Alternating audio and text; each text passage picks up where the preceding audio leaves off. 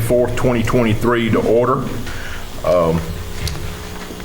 Would Reverend Aaron McCullough please lead our meeting in a word of prayer, and then if everybody will join us in a pledge of allegiance to the flag. All right. Please stand. Let us pray. Lord, I come before you tonight, acknowledging, Lord, that you are God and we are not. And Lord, therefore, we must depend upon you for the knowledge and the wisdom, God, to do the things we need to do, to make the decisions we need to make. Lord, I come to you thankful for the privilege to pray, and Lord, to lift this council, Lord, before you tonight, and God, to ask that you would impart to them, God, your wisdom, Lord, that they might know what to do, what not to do, when to do it, when not to do it, and how to do it, Lord. And I'm thankful, God, that they would be open, Lord, to receive what you would give tonight. Thank you, Jesus, for loving us. And I ask this in your name. Amen. Amen. Allegiance to the flag of the United States of America and to the republic for which it stands, one nation, under God, indivisible, with liberty and justice for all.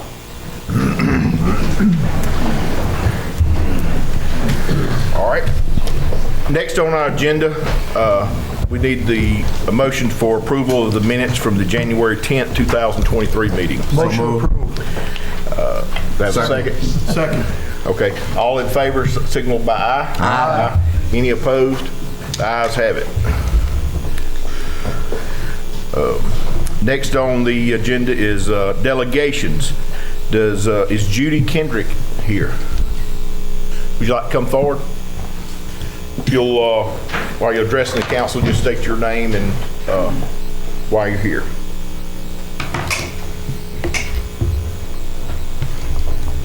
My name is Judy Kendrick. I'm here because Mallory Realty, they have really not been doing what they're supposed to be doing. They've upped my rent to $600. They're not fixing anything. I have 2 little kids. My dad literally had to threaten them to get the mold out of my bathroom. They have gave me a 60-day vacay notice because they will not fix my AC, heating, or air. And then they're also saying that they're going to evict me because I'm late on my rent. There's nowhere in LaGrange that will help. There's nowhere in LaGrange for 4 people to stay. Hotels are expensive, and I refuse to be homeless with 2 kids. And that's all I got to say. Okay. Ms. Kelsey, can we direct her to Alton's office or somebody that can get her in touch with some of the Wanda Walker's people or whatever that might can assist her in that matter? And So if I can get your contact information, and we'll get somebody in touch with you, see if we can find some resources to help you. Okay. Judy, I want to say, if I may do this, you may. I want to thank you very, very much for having the courage to come up here and call out the things what's going on, you know, with our rental property and some of the people around here that's just letting people live in anything. Thank you for coming up here because you're a voice for a lot of people that's going through a lot of stuff that you're going through out there and stuff. I had this conversation several times with people and stuff trying to shed light on the slumlord situation here, and that if people are not going to fix their housing or apartments or whatever it need to be, then maybe they should not have it. I'm sorry that you and your kids are having to go through this, and I'm hoping that we're able to do something for you. Let me ask you this: is the house not livable? I haven't had anybody come out there and say it's not livable. Because we have a ordinance where we can red flag that house.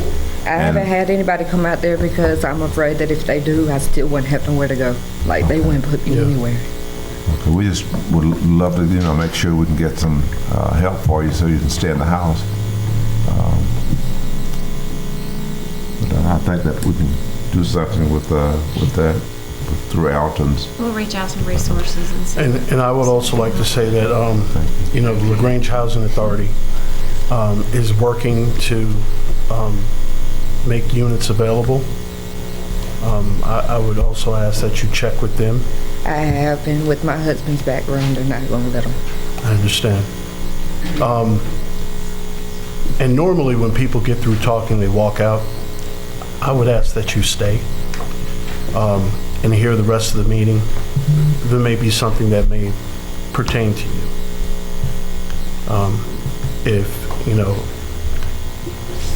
If it's at all possible, okay? So I would just ask that you stick around. Thank you. Thank you. Thank you for coming. Next, we'll have delegation from FEMA. Zach, you want to come up and introduce our guest? Absolutely. Good evening. I just want to talk a little bit about the storm, and for y'all who don't know me and had the opportunity to meet me yet, I'm Zach Steele. I'm the Troup County Emergency Management Director and Deputy Fire Chief. Obviously, been mostly doing the Deputy Fire Chief until the last 2 weeks and thrown right into the EMA action. So I've had interactions with a lot of your staff, and I know me and Meg and Eric Mosley have worked on quite a few things, and I appreciate them. But just kind of an update, kind of start to finish on where we're at was on January the 12th, we obviously had the tornado touchdown. The National Weather Service confirmed within Troup County and the city of LaGrange there were 2 EF2 tornadoes. Obviously, the first one, we were in contact with the National Weather Service, and it died off in northern Troup County, recirculated, and that's the one that conducted most of the damage in the Lexington Park and Buck Murphy areas. So what we did immediately was activate the Emergency Operations Center and begin utilizing that to make sure the resources were all the citizens we needed on that. We had a couple meetings. Our partners at GEMA came in. Jason Ritter, who some of y'all may know is a resident here, is our Area 4 field coordinator. He spent most of his time in Griffin there, and they've sent Kristen Higgs up from GEMA, who's the Area 5 coordinator, to assist since we've had so much damage in here. But GEMA Director Chris Stallings, appointed by Governor Brian Kemp, met with us on the 16th and advised that they had filed for a federal declaration at 2:32 a.m., I think is exactly what he told me. In less than 24 hours, President Biden had approved the declaration that included individual and public assistance for Troup County as well as other counties and municipalities in Georgia. So immediately that brought some of the FEMA teams to town. And what I want to do, obviously we're starting to get a lot of questions through our public information resources. I'm sure as elected officials, y'all are receiving, and city leadership, a lot of questions. What do I do next? Where do I go? How do we do that? So I'm going to introduce you to John Boyle. He's the federal coordinating officer for FEMA. He's kind of the one overseeing majority of the operations in Georgia. He's going to introduce you to the different people and what they do as far as their roles with FEMA, as well as some of the SBA stuff. And hopefully this will allow you to provide better information to some of your constituents and people asking questions, because all we're wanting to do is help people. We don't want to get in the way of that, and we know that there's a lot of people that are confused. They're getting the social media information. They're getting the 1-800-FEMA, the disaster assistance. When are we setting up the DRC, all that. So I hope John and his team can provide some answers for that. And Mr. Boyle, I'll bring you up, and then obviously when we're done, if y'all have any questions, we'll be glad to answer them the best we can. Thank you. Zach. Do you have any immediate burning questions that you need answers to before I get started? Well, I got one that's really burning. Sure. And I just want to make sure, are we doing anything to make sure that the citizens there not getting taken advantage of? Yes. That is an excellent question. And we want to help with that. The first thing I'll say, and that's our FEMA photographer, so we're not supposed to take pictures like this. You know, you're not supposed to take a picture of me with my badge showing. And hello. We met last week. So if the person coming to the door doesn't show this, close the door. Please tell your citizens, close the door. If you don't have a badge, don't let them in. That's like A number one. We always have a badge. We're always going to have some kind of FEMA attire on, a jacket with the FEMA logo. You can get those on Amazon, all right? And that's our problem, is we get people out there pretending they're FEMA and saying, hey, for $50 I'll get you registered. we need to nip that as quickly as possible. So now I'll introduce Craig Browning back here. He's our External Affairs Officer for this declaration, and he'll help your Public Information Officer with any messaging that you want to get out. If a citizen gets asked to do something like, hey, give me your social security number or give me your bank card number, call the police. Let the local police or sheriff take care of that and let them know what's going on. That's our best advice at this point, is a well-informed survivor from this disaster is going to be able to navigate the challenges of what I can only say is a very, very bad element out there. And if there is a 9th level down there, that's where they need to be, in my opinion. So hopefully that doesn't get into the newspaper. I have a question. Yes, sir. Just like Dr. Edmondson said, there are people being taken advantage of. But I think it's a little bit more complex than just, a scammer showing up at your door. We have the real estate industry that knows that there's a shortage of housing prior to a tornado hitting. And they are starting the process of evicting people from homes, knowing that there are a displaced group of people that are going to get a government check, and they're going to have guaranteed housing that is more than the rent that is currently being in the occupied houses. And I reference the young lady in the back. Why is her eviction taking place now? There is a declaration, an emergency declaration that was signed. Does that not offer the entire community, not just those actually affected by the storm, which the entire community was affected by the storm, but does that not protect the entire region from being taken advantage of? Because they can hustle her out and put somebody that was damaged in the tornado in her house and then collect the government check. And I'm getting a lot of calls about eviction notices being served. During COVID, we put a stay on evictions. So I'm asking you, can we put a stay on evictions in this area? So my answer is I do not have that authority, but you can look into it. And my recommendation is have your city attorney get them engaged with that, your community development director, and work that, because that is everything that goes on in a disaster. It starts and ends locally. So my programs are financial for the most part, right, in terms of giving a little bit of assistance to help people get the next leg up. But we do not overrule or override any decision-making that's local. So that is something that you need to take on. And I have no problem taking that on. However, it's a whole lot easier to take on with a recommendation from a federal agency or a state agency. If you guys say, hey, housing is already an issue, we recommend that you guys work on putting a stay. And that way we can get that word to the governor, we can get that word to the judges, and that's what we need to keep people in homes. We need to keep people safe. I've got a lot of homeless people in this area, and I've got a lot of industry coming this way, and we're building apartments and stuff as fast as we can. But there are realtors or people of unsavory characters that are taking advantage of the financial plight that people are in.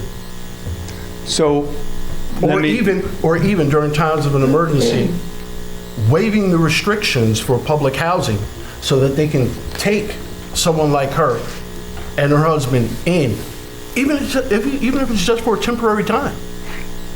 We did all this during COVID. Yep, and those are all local actions that you can take, looking for our support, and I'll point Kristen out in the back over here with Georgia Emergency Management, Homeland Security. We are working very much in partnership with them, so I'll take this back, and actually, we will be working with the Housing and Urban Development HUD and USDA on housing challenges here. So we're looking into how do we make sure we get people back into good permanent housing after this event. And we're going to need to work together, this organization, our organization, the state, and other agencies. But the decisions on that are going to very much be local decisions. And like I said, this council, as of right now, is willing to take on that challenge. But again, I'm worried about the downtrodden. I'm worried about the folks with criminal records, with children. I'm worried about the folks on Buck Murphy Road of Hispanic descent or questionable immigration status. These people are afraid to come forward and ask for help. And I can't have that. I can't have that. I went by Buck Murphy today and looked at the damage. And to be honest with you, I don't think that road is even worthy of holding up. Most of the vegetation that holds that road in place is gone. So the roadway, in my opinion, needs to be reclaimed. Is FEMA looking at the infrastructure, or are you just looking at the surface?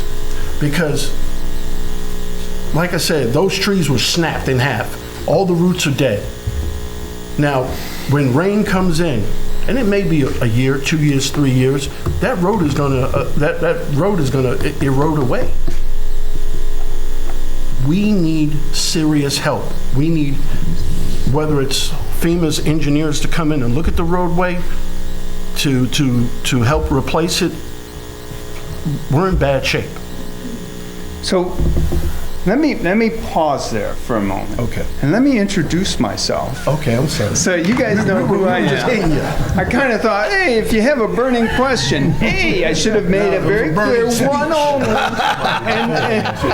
And we got it done, and you're, no. And I do apologize. No, but, it's all right. You know, I get it. I've been through this enough to know the stress it puts on you, on your citizens, and we're going to do our best to support that going forward.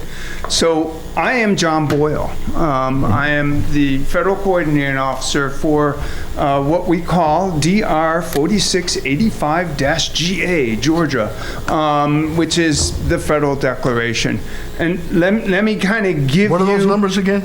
4685. Go ahead. Man, I'm rough. it's all good. And my background, I come from local government. So I joined FEMA I'm a city planner. I worked in Peoria, Illinois, and Nashville, Tennessee, and then I worked in the private sector for a while, and then Katrina hit, and I'm like, wow, what can I do to help? And I got a call, hey, they need people like you in Louisiana. I'm there. And the next thing I know, I am doing this everywhere, and there is no end to it, unfortunately. And so that's, my background comes from supporting local elected officials in this way, and I will use that to your advantage as much as I possibly can, knowing that I'm within a federal box now, which is a little different for me, but we figure it out as we go along. So we'll work through these types of issues. There are 7 counties declared in Georgia. We're actually looking at a couple other counties with the state because they were also damaged. But and let me tell you something that happened really, really fast is the Georgia Emergency Management Agency, working with the county emergency managers, they saw what happened, and it happened the 12th. By the 16th, the Governor Kemp, put in for a expedited declaration.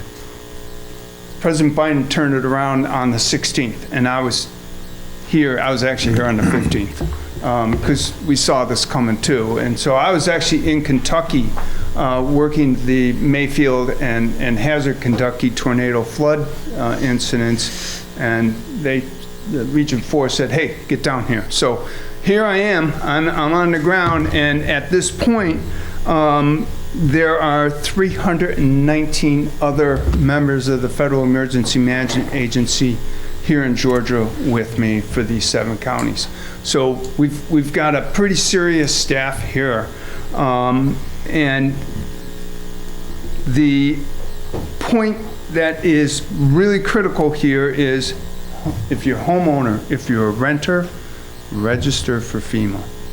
Get registered, even if you have insurance, get registered.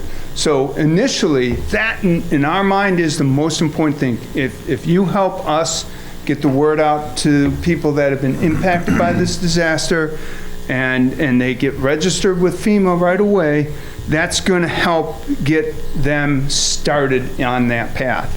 So let me cover a few things here. 800-621-3362 is the FEMA assistance number. I'll give it to you again here. 800-621-3362. So it is a national processing center, a call center. Our people, our FEMA employees, take those calls and help get people registered at no cost to them, ever. And so that's the first line. The second is www.disasterassistance, all one word, disasterassistance.gov. You go on the web and put in your application for FEMA assistance through the web. Or FEMA also has our, and I've lost my smartphone, but our smartphone app. And so Deputy FCO, he's hiding on me back there. Deputy FCO Darren Ricketts and I were out on Saturday just kind of getting a sense of the damage, and met a gentleman in his 70s by the name of Luther. And we asked, hey, are you registered? Yep. How'd you register? I used the FEMA app. I'm like, wow, all right. You know, so people know how to use that. They get in it, and the entire thing you can do right there on your FEMA phone, or on your, it's my FEMA phone, but on their smartphone. So those are the things that I wanted to make sure we got out there and got people registered. Once we know what's going on in terms of their needs, we can start working through various programs that we have to help them out. The other thing is we have disaster survivor assistance teams out in your county right now doing their job, and we'll generally coordinate with county sheriff, city police, let them know, hey, we're going to be out canvassing an area. And so they'll go door to door, they'll go to the shelters, they'll connect up with faith-based areas within the neighborhood and strive to get to everyone they can. Again, if they're displaced, we may not know where they are. And so any help that you might have in terms of, hey, we kind of know a lot of people are over here, or they're staying with friends over there, share information with us, and we'll get out there and help them get registered. So that's one of the first and most important things I wanted to touch base on. The other item, and these are more FEMA-shirted people that are running around your neighborhoods, right away, and I'll put it to you this way, if you've been impacted by the disaster, you complete your application for assistance, you're deemed eligible, you'll probably have money flowing to you in 24, 30 hours, something like that. It's very quick in terms of getting money out. So currently, let me back up here, we have 4,800 registered persons registered for FEMA assistance across the 7 counties. 220 of them are from Troup County so far. This is 7 days. And within that time, we have issued about $1 million worth of assistance to individuals and homeowners across that 7 county. So it moves quick. We've been here 7 days, and we get money flowing to people. But here's the thing. It's on average $4,000. On average, and again, that's a national average, but it's not a lot, but it helps get them moving forward. And we also get to understand some of their other needs and can start assisting on other needs. Mr. Boyle. Yes, sorry sir. to interrupt you. I heard you say that if someone is deemed eligible, what is a reason why someone might be deemed ineligible? That is a beautiful question. So there's several, and the first is going to be if they're insured and they're covered, then we're not going to duplicate that insurance. In other cases, they may get a letter from FEMA. So the people from FEMA that you see in the audience tonight, we're the non-bureaucratic side of FEMA. We work with your citizens and we try and get to yes. But the bureaucratic side of FEMA is going to send a letter that says you have been denied. And what I want to avoid is people doing this and throwing that out and being angry at FEMA. It's our bureaucratic way. We can't do much about it from here in the field. And so what I ask is read through and it'll say why. And oftentimes it's you had insurance and we need more information. So it might be their insurance covers a portion of their loss, but not all of their loss. So we're going to need to know that. If they check a box that says insurance but don't provide any documents or documentation, we're going to need that. If we don't get that back, they're going to get that letter. The same might be if it's unclear of their status as a renter or an owner in the building. It'll say, you're not eligible. We need to confirm that you are a renter or homeowner. Please provide certain documentation.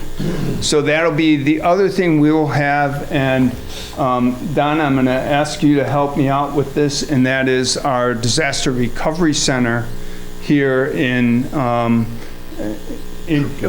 say Fort Troup County, and people can come in there and they can bring their document. We'll scan it, get it into their file, and off they go.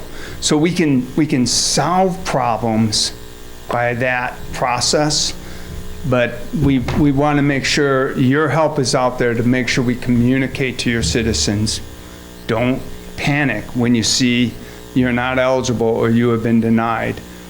Read it through or get some help and bring it on in, and we'll help you figure out a solution. So, as a local elected official, I would like to tell you that I have citizens in my community that are being subjected to predatory landlords who are taking advantage of this situation. Would you consider them to be eligible? If I, as an elected official, say that this is happening because of the tornadoes?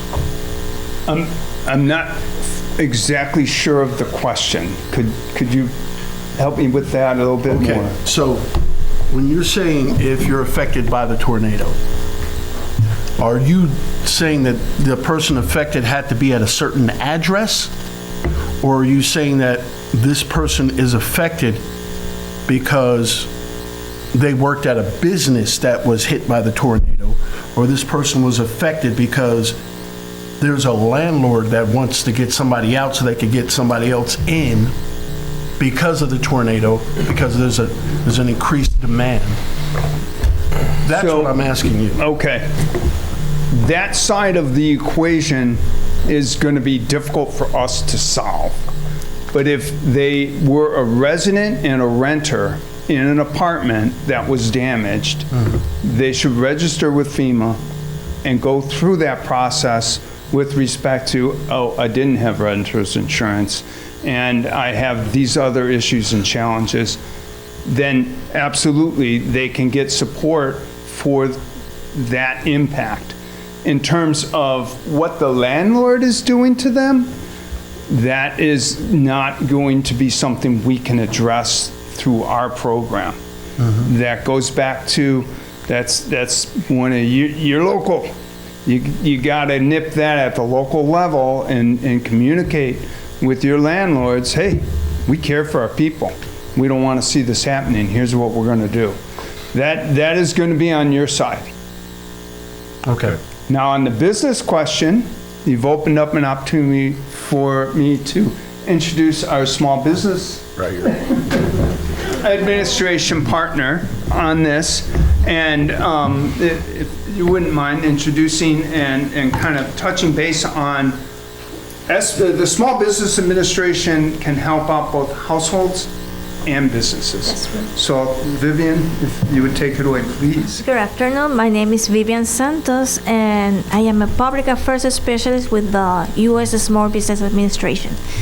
And we're here, we always work together, and we provide loans. And most of the people, they don't want a loan, but whenever many of the people who received that letter from FEMA saying that they were denied, at the bottom, it's gonna say, go see the SBA or apply for a loan. And that is part of the process to get assistance. Some people might get a grant, but some people might get the opportunity to get a loan to rebuild, replace all the property damaged by the tornadoes, includes more money for mitigation. They will provide for the emergency, and we can provide to make you whole again. And even we can provide enough money to, if you need to relocate, yes, we can provide that money. And the way that we work is, first thing, they must register with FEMA. Homeowners, because we provide a system for homeowners and renters.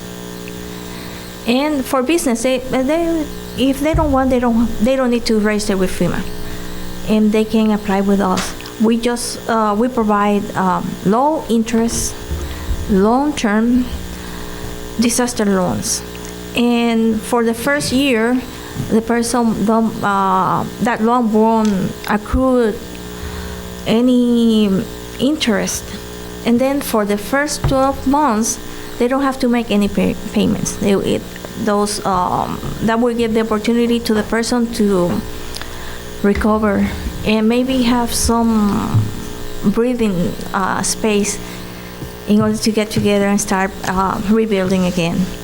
And that's what we do. We have a center here. We are encouraging everybody, whenever you see that letter from FEMA, go apply with the SBA and follow the process. If we cannot provide or help them, we will refer them back to FEMA, and they have another chance with them, which is good. For businesses, we can provide funds for replace all the damaged property and for economic injury. Doesn't matter if the business didn't have any physical damage, but maybe the sales went down and they need some money to pay working capital. We can provide that for them too. And yes. So Dr. Edmondson and myself, we were standing I'm from Lexington Park, by the way, too. My home, it didn't really get no kind of damage to it. It bounced all the way around me. But Dr. Edmondson and I, we was talking to a young man, and he informed us that they did not have any homeowner insurance. And so when they don't have any homeowner insurance, you would send them, people like him, to her? Sometimes. Sometimes. And, you know, every program has various thresholds and lines within them. And I'm not going to get into the specifics of this, but, you know, it depends on where they're at. They may be eligible and get assistance. So we'll go from what would be a max grant to depending on the situation. So, you know, there could be up to $44,000. You know, I said $4,000 is the average. It could be up to $44,000. Okay. But let's say they happen to fall into that middle ground where it's dicey and they get referred to the SBA. The SBA will take their application, and maybe they don't have enough wherewithal to demonstrate that they can repay a loan. They're going to get pushed back to FEMA, and we're going to relook at that case now. It's completely fresh look because they didn't meet a threshold over here. So we work very closely between us in terms of if they can get a loan, then great. And, you know, let's say they had insurance, but it's going to cost more. to replace. So they need more money, or it's going to take, 8 to 10 months before they're going to see the proceeds from that insurance. An SBA loan can come in very quickly at very low interest and get their recovery started and their rebuilding started. And then when the insurance proceeds come in, pay it off. So we want to make sure that, and I said this, we're with the county commission last night, and one of the things we want to make sure of is that we're able to find ways to support folks through this process the best we can. We can't make everyone whole. It's, our intent is people should have insurance. And we're a stopgap for people that didn't have insurance. So we definitely, again, want to promote have insurance. John, let me just step in here just a second so we can kind of move this along a little bit. Because we have citizens that watch on our camera system that's videoing the meeting and everything. So where are y'all? Are y'all going to be stationed at the Griggs Center along with the SBA?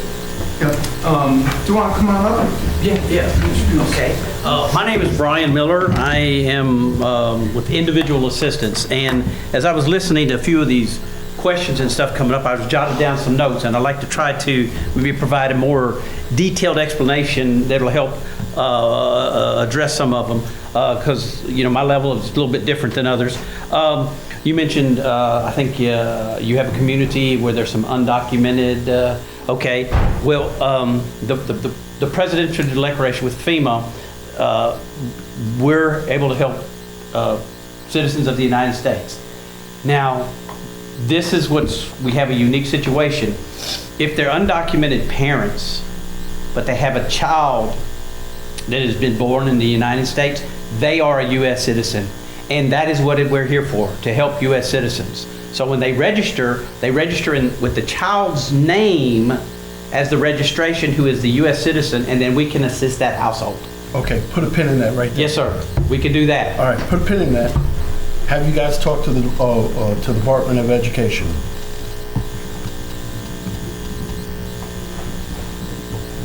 Not me personally. It's outside of my scope, but I'm making a note here so that we can move forward with that conversation. Pin removed. Okay. Let's see. We've got that one done. All right. It was mentioned about landlords, and I'm a landlord. Okay. I have rental property. No, I'm not a slumlord. That's that quote goes. But as we have people that may qualify for rental assistance, and now let me back up here and use. I'm not used to standing in front of this.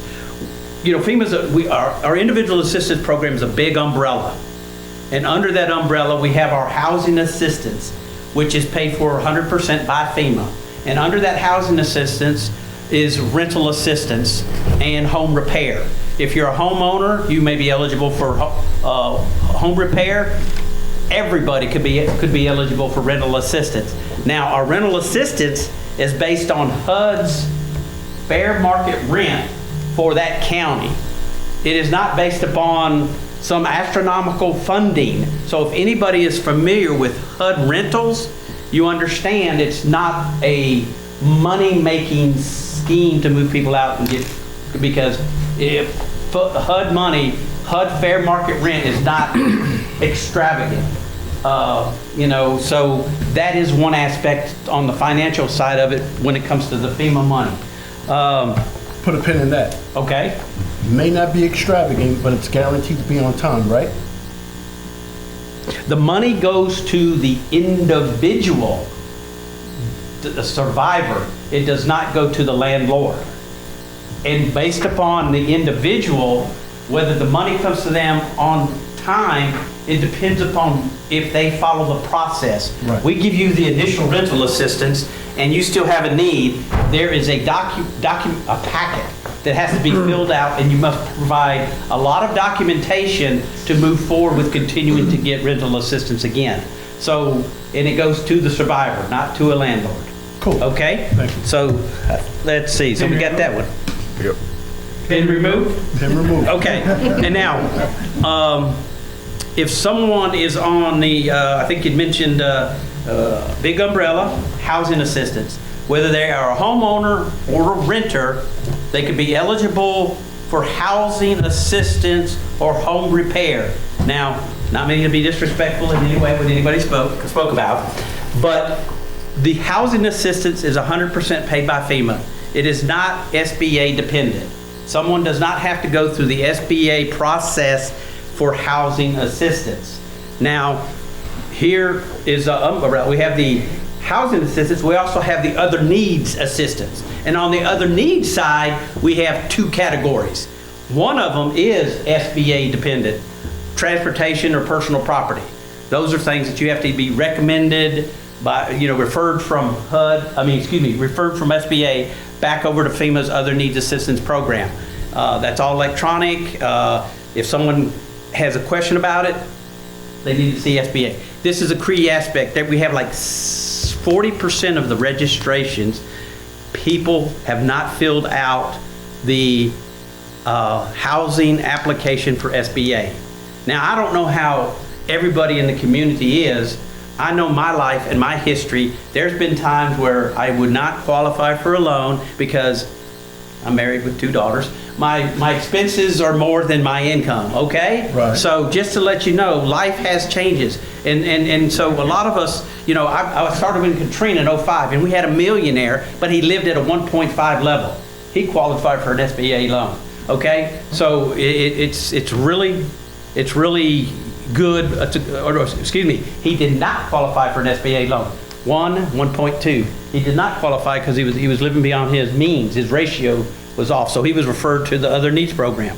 So it doesn't matter what your income is. You're saying he still got assistance? Yes, he's got assistance from us because he was living beyond his means. His debt ratio didn't work out right. So it doesn't, so going to the SBA, don't be afraid. Now this is a thing that I heard before about SBA. If someone gets that money or are approved, they can put that in their back pocket and save it.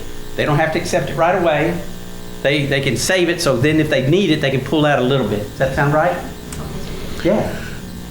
If someone is approved, they don't have to take all of it. I know I didn't. Let me jump in here. Yes, sir. We got to move along. Yes, sir. I apologize. You still haven't answered my question, is where is FEMA going to be set up, and when are you going to set up? Let's cover the disaster recovery center. Okay, the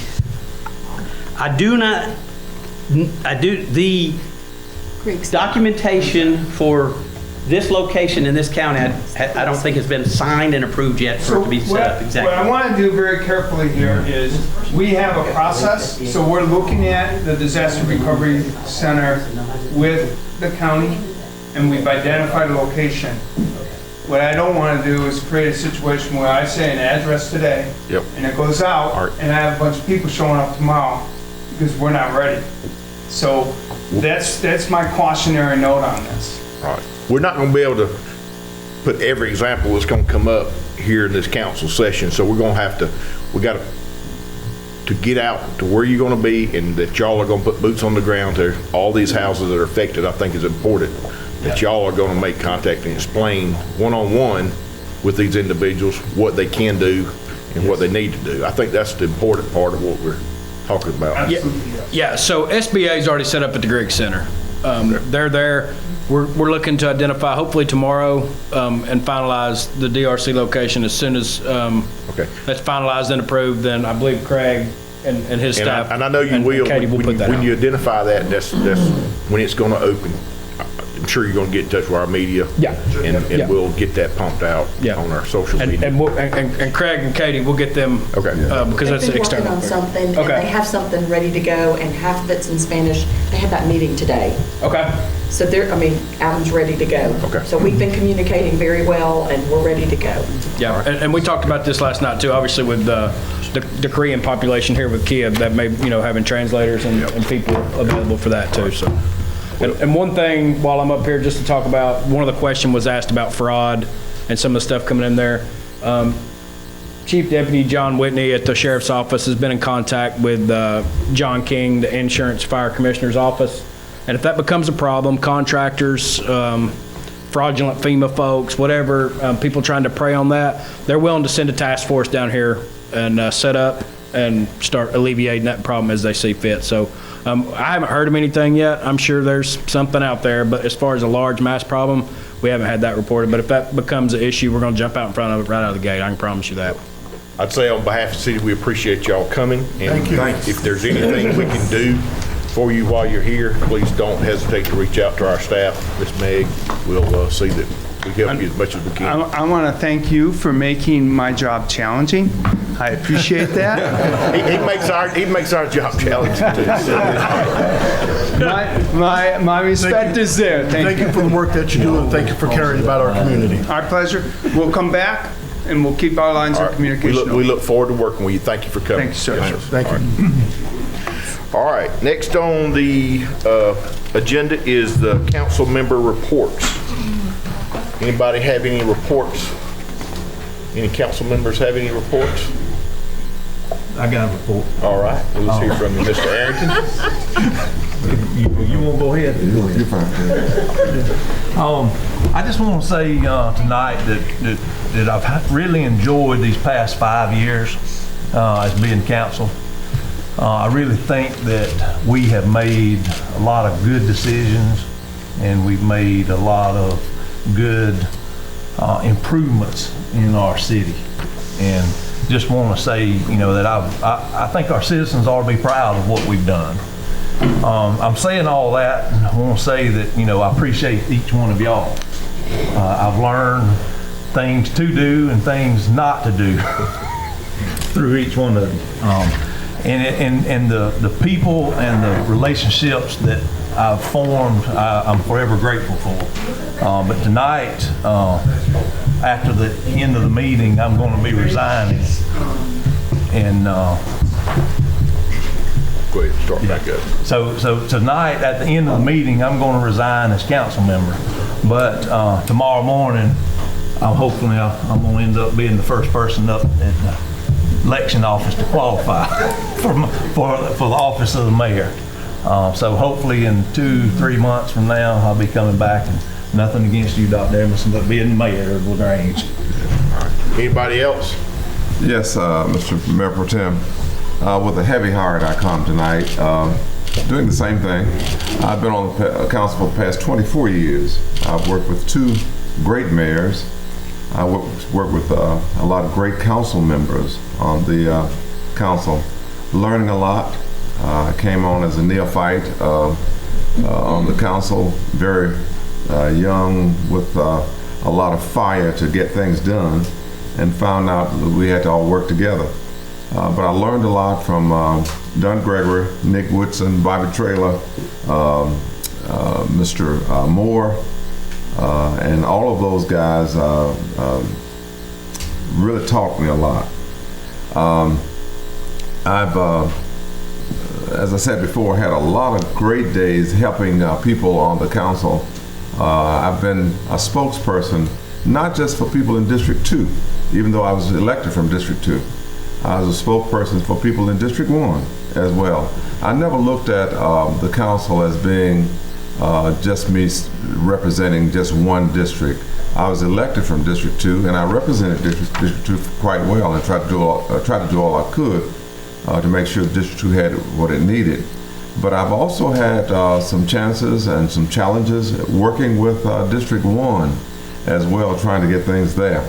So I too, at the end of this meeting, will be resigning my position as councilman, and I will be right there in the morning, hopefully with Councilman Arrington, to run for mayor of the city of LaGrange. And I do appreciate the staff, and especially this council.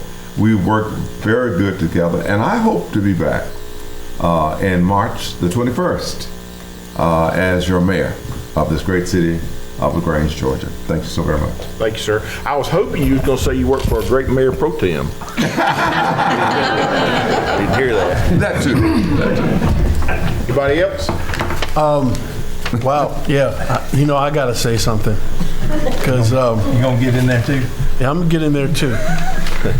But I'm not resigning. I just want to say to both of y'all, I love you guys. We bumped heads, we've worked hard together, we've cried together. I mean, and I don't think the public really realizes, you know, the wealth of experience and the love that these two guys have for the community. And I'm sad to see them go as councilmen. And either way it goes, you're getting one hell of a mayor out of either one of them. I promise you that. So to that I say best of luck to both of you. And don't be a stranger. Thank you for your service. Anybody else? Okay, I will add, just for reference, that if they don't change their mind at the end of the meeting after we adjourn, the remaining 4 council members will remain here to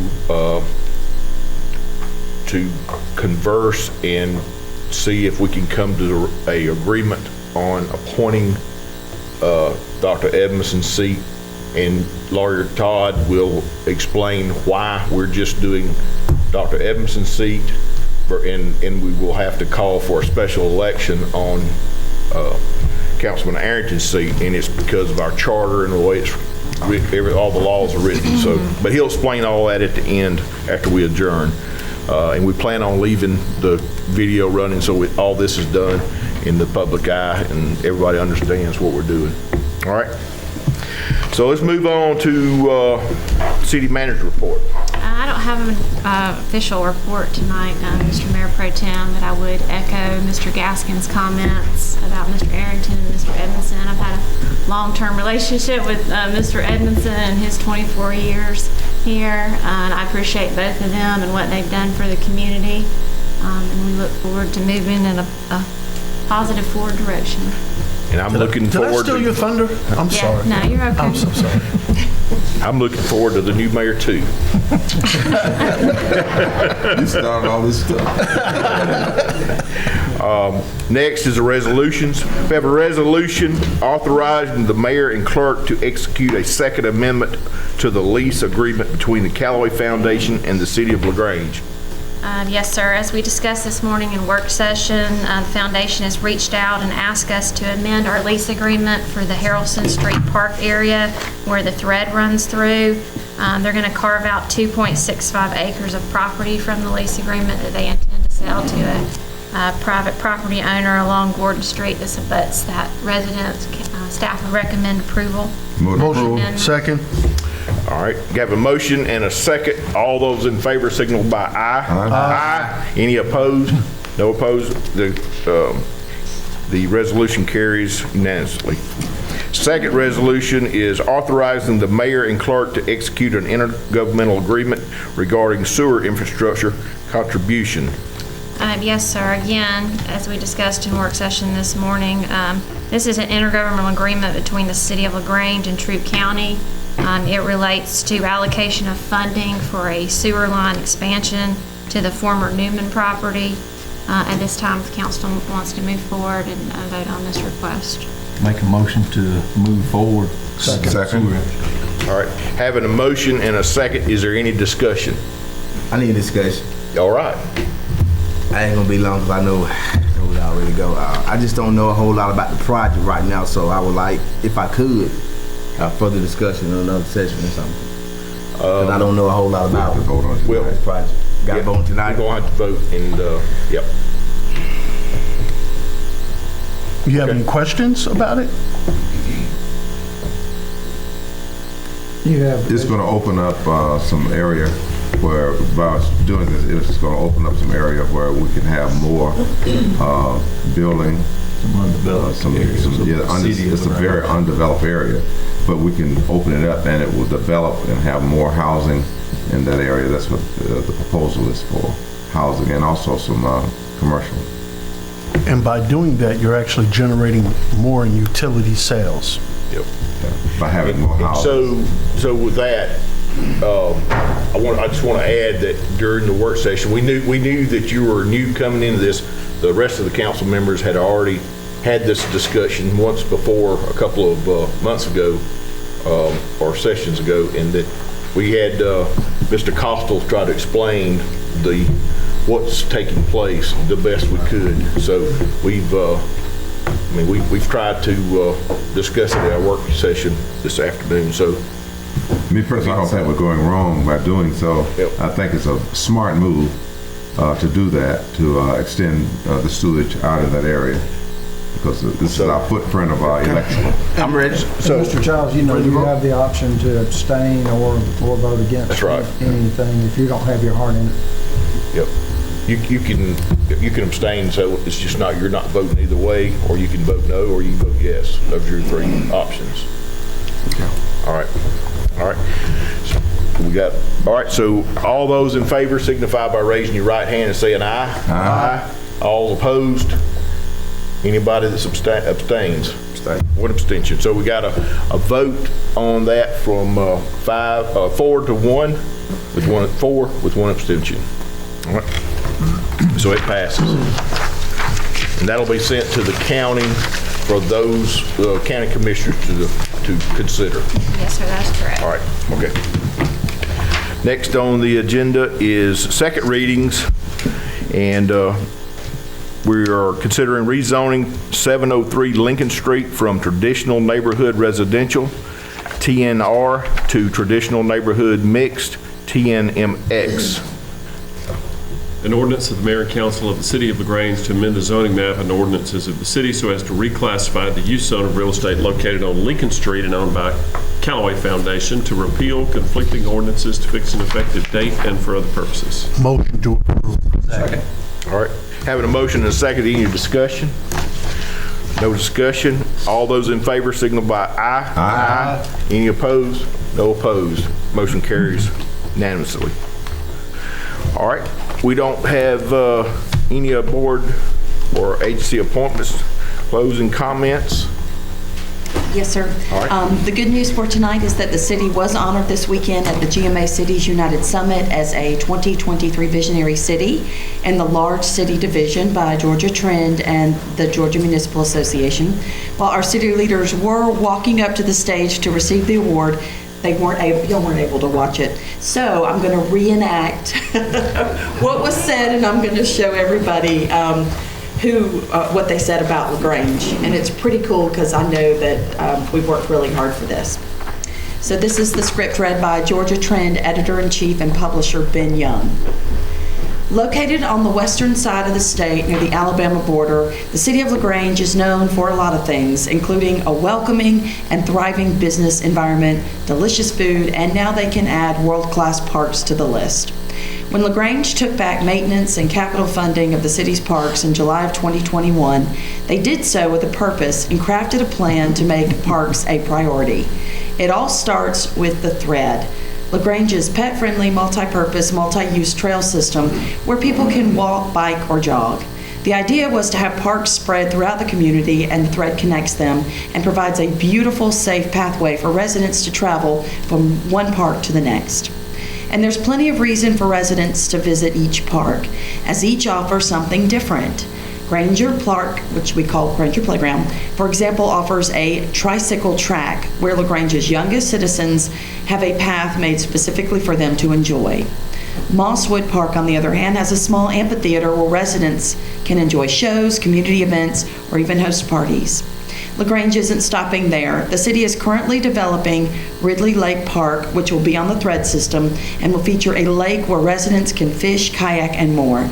That same park will also offer playground equipment designed for special needs children, ensuring every citizen can enjoy the city's Thread and park system. The transformation of LaGrange's parks is truly a remarkable achievement and will continue to enhance residents' quality of life for this generation and the next. Congratulations, LaGrange. And LaGrange will be featured in the next Georgia Trend magazine. So congratulations.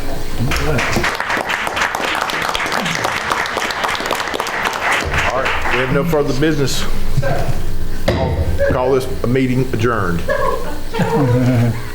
I'm sorry, if I may, Mr. River. We're adjourned now, so. Oh, okay. I just wanted to say to Jim and Kathy, it's pretty much a thankless job for the family members.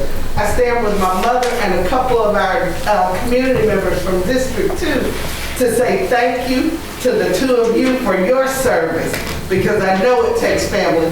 And also, Dr. Edmondson, it's an honor for me to stand and say thank you on behalf of District 2 and all the citizens of LaGrange for your years of dedication to doing things the right way. We thank you both for your careers to serve and run for mayor, but we thank you for all you've already done. God bless you both.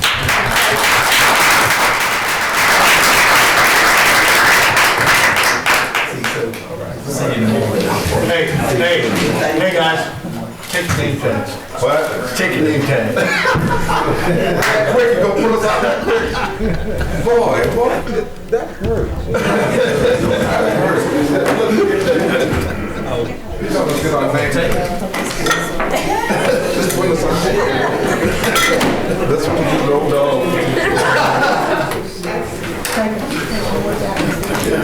Take a walk out of the street. Hey, Jim.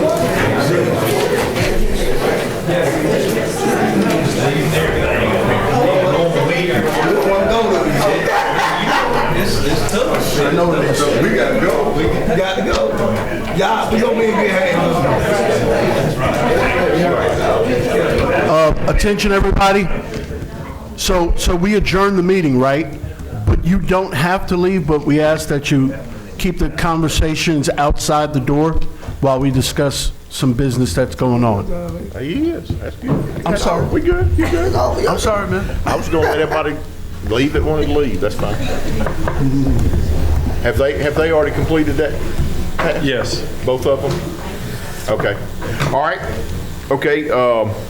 So now that we do not have a quorum, I'm going to call on our attorney, Mr. Todd, to explain the situation and what our charter calls for us to do to be able to continue to conduct business until we have a mayor seated through the election. Thank you, Mr. Mayor Pro Tem. We find ourselves now, as expected, with 2 resignations, leaving 4 council members remaining. So the question, of course, is first and foremost, how are those members to be replaced? Our charter provides that if there's less than a year remaining on a term when someone resigns, that seat can be filled by the remaining council members by appointment. And of course, that describes Dr. Edmondson's seat. He has less than 1 year left on his term. Former council member Arrington, on the other hand, has more than 1 year left on his term, and our charter provides that must be filled by special election. As we have discussed before, both state law and our charter make it clear that a quorum is not required to make this appointment for Dr. Edmondson's seat, and that it requires a majority vote of the remaining members, which of course would be 3 of 4. Okay. And let me get you to add, if we do not reach a decision of 3 out of the 4, then what happens then? There's a state statute that applies to all counties and cities. If there is an appointment that can be made and our charter actually says shall be made, you shall fill it by appointment, that if that appointment is not made within 45 days, then the governor is required to make the appointment to fill the unexpired term. Okay. And one other thing is if we don't reach an agreement and the time starts clicking, we cannot conduct any business, city business, until that seat is filled or until the mayor's election. There may be another situation that we haven't run across or haven't thought about, but to the best of my understanding, the only thing y'all can do outside of a quorum with only 4 members is to fill this remaining seat. And if you don't, you simply couldn't conduct business, couldn't call a meeting, couldn't pass an ordinance, couldn't have a zoning hearing, couldn't do anything. And then that could stop development. There's things that it could stop that would hurt the city. Any number of things. Yep. That's right. Okay. Y'all have any other questions about this? If you don't have any questions, I'd ask, are there any nominations that any of the three of you or four of us that want to put up a nomination for appointment for Dr. Edmonds' seat in District 2? Is he A or B or C? Mr. Mayor Pro Tem, I would make a motion that we nominate Mr. Quay Body based on the fact that he was the second highest vote getter in the recent election and runoff. So my motion is to nominate Mr. Quay Body for that seat. Any discussion? You have anything to add? Do we have a second? Oh, there's no quorum, so we can't, like... Any of the four of us can second any motion. That's right. For the matter of this, filling this Matter of seat. this, okay. I'll make a second. I would recommend Ashley Cousin. Does anybody make a second on that? Seeing that there's no second? I would like to nominate Maya Dowell. Just to talk about it for a moment, I myself, I was a front runner in this last campaign and election. Beat everybody pretty good. I did all the debates with all of the candidates. And just being from District 2, I think that the person that I'm nominating has a deeper and better understanding. Nothing against any of the other candidates, but I just think that this candidate has a better understanding of the needs and the concerns of the people in District 2. So I would just like to nominate Maya Dowell. Is there a second? All right, seeing there's no second for Maya Dowell and no second for Ashley Cousins, and there is a second, I've made a second motion for Quay Body, we'll call for a vote. I mean, we'll ask that you raise your hand and signify by aye, and then I'll call for any opposed. So if you want to appoint Quay Body to Dr. Edmondson's former seat for District 2, signify by saying aye and raising the right hand. Aye. Aye. Aye. Any opposed? No opposed. So it carries unanimously 4-0 that Mr. Quay Body will fill the seat of Dr. Edmondson in District 2. All right. With that, I think we'll... Mr. Mayor Pro Tem, could you clarify when Mr. Body would... Yep, I sure can. So as Mr. Todd has previously told me that when somebody is appointed, then he can either come into the office and be sworn in, or if we don't have any pressing issues that we would have to meet, he could wait until our next work session or council meeting for that. That's right. That's just maybe it's very flexible. Leave that to his discretion. Anytime after today. All right. All right. Anybody Say else? one more thing? Yes, sir. I would just like to say that because I think that it's bigger than one person, that's the reason why I voted for Quay Body, because I don't want to stop city business. Yes, sir. But if I would have had my choice, if I picked, I would have chosen mine out. But I want to do what's best for the city, though. I would have gone record. I'm always going to try to do what's best for the whole entire city. Right. Yes, sir. Thank you. Yes, sir. Anybody else? Good. Thank you. Thank you.